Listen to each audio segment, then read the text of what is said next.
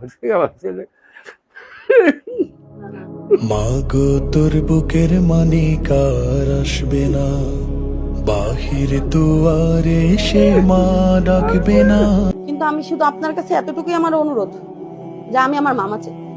আর কোনো ভাগ্নির মামা যেন না আমার, যে আমার বাপ নাই। আমার মামা যদি না থাকতো আমি মরে যাইতাম। যে আমারে বাঁচাইছে তার জন্য আমি 10 টাকা খরচ করতে পারি না। যে আমার বাড়ি জমি বিক্রি করেছে, সব যদি বিক্রি করেছে ভরতো তাইলে আমি বুঝতাম। সে অ্যাক্সিডেন্ট হয়ে মরলে আমি বুঝতাম।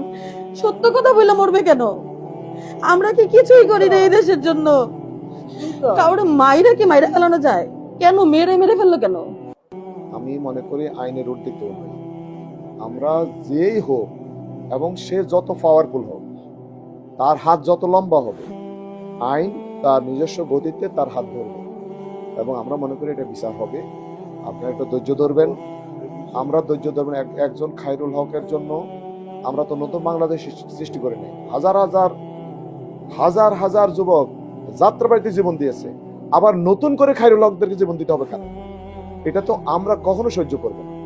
আমি সকল পক্ষকে, এখানে আপনারা যারা আছেন, আপনারা পরিবারের পক্ষ সবাইকে আমি ধৈর্য ধারণ করতে বলবো।